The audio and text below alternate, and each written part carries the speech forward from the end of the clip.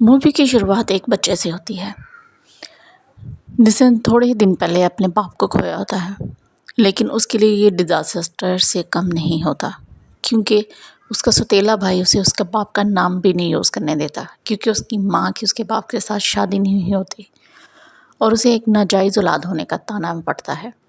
तभी एक बच्चे का झुका हुआ कंधा दिखाया जाता है और यहीं से शुरू होती है उसकी ज़िंदगी की दर्द भरी दास्तां। मूवी आगे बढ़ती है और वो जवान हो जाता है, लेकिन अभी भी उसके लिए सबको एक्सेप्ट करना बहुत मुश्किल है। दिखाया जाता है कि वो जो उस गांव के सबसे अमीर आदमी का बेटा है, उसके पास खाने के लिए पैसे तक नहीं है। तभी उसके सामने दो रास्ते आते हैं, उनमें से वो दूसरा रास्ता चूज़ करता है और लाल संदल की स्मगलिंग में घुस जाता है। एक मज़दूर की हैसियत से काम करते करते वो लोगों की नज़रों में आना शुरू हो जाता है। तभी हमें नज़र दिखाया जाता है कि इस वक्त जिनके साथ वो काम कर रहा है वो 3 भाई हैं। तीनों भाइयों का इस पे होल्ड होता है, लेकिन छोटे भाई को बिल्कुल पसंद नहीं होता कि वक्त के साथ साथ पुष्पा की सबसे ज़्यादा पेज़राई हो रही है। वो अपने लोगों में सबसे ज़्यादा फेमस हो रहा है, उसके अपने भाई का भी वो फेवरेट बनता जा रहा है। यहाँ तक कि मुश्किल से मुश्किल काम पुष्पा चुटकियों में कर लेता है। इसी स्मगलिंग को रोकने के लिए एक डीसीपी वहाँ पे तैनात होता है, लेकिन उसकी आंखों में भी धूल झोंक देता है। कभी उन लकड़ियों को दरख्तों के साथ ही बांध देता है और कभी दूध के टैंक में उसको छुपा देता है। मूवी बढ़ती है और हमें दिखाया जाता है कि शिवरली नामी लड़की से पुष्पा को मोहब्बत हो जाती है, लेकिन वो पुष्पा से डरती है, उसको घास तक नहीं डालती। आहिस्ता आहिस्ता वो उसके घर में रिश्ता भेजता है तो सबसे बड़ा डिज़ास्टर सामने आता है। तब भी उसका गुजरा हुआ कल ही उसके सामने आता है। उसका भाई आके तमाशा करता है और उसकी एंगेजमेंट वहीं पे रुक जाती है। तब वो एक ही बात सोचता है कि उसे सबसे बड़ा बनना है। दिखाया जाता है कि पुष्पा अपनी दुनिया में इतना मगन हो जाता है कि अब उसके पास पैसा ही पैसा आना शुरू हो जाता है। इसी दौरान एक पार्टी में उसे पता चलता है कि सबसे बड़ा जो सीरी है आदमी, वो उन्हें धोखा दे रहा है। खुद 90% शेयर रखता है और इन्हें 10% देता है, सब में बांटता है। यही बात वो अपने बॉस से कहता है, लेकिन वो इसकी बात नहीं मानते। दूसरी तरफ इसका सबसे छोटा बॉस जो है, वो इसी शवर्णी को किडनैप कर लेता है और ज़बरदस्ती करने की कोशिश करता है। तभी उसको पैरालाइज कर देता है मार मार के पुष्पा। वो अपने भाई को नहीं बताता कि किस वजह से और क्यों ये सब कुछ हुआ और किसने किया। दूसरी तरफ सीरी को धोखा देने की कोशिश करता है पुष्पा। पुष्पा डायरेक्ट जाके स्मगलर्स के साथ स्मगलिंग की डील करता है, लेकिन क्योंकि ये तीनों भाई डरते थे सीरी से, इसलिए वो नहीं मानते हैं। तभी ये सीरी के पास जाता है, वो इसे धमकाते हैं, बिल्कुल वैसे जैसे लोगों को मारते थे। लेकिन तभी पुष्पा का आइकॉनिक डायलॉग बोला जाता है, पुष्पा नाम सुन के फ्लावर समझे क्या, फायर है। और यही फायर आगे जाके पुष्पा के लिए मुश्किल बनने वाला था।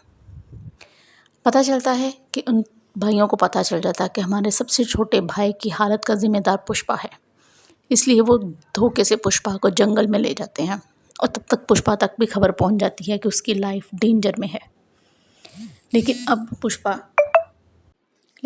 कुछ कर नहीं सकता था, इसलिए वो अपने आप को उनके हवाले कर लेता है। लेकिन यहाँ पे डबल अप हो जाता है, सीरी के आदमी इन सब पे हमला कर देते हैं।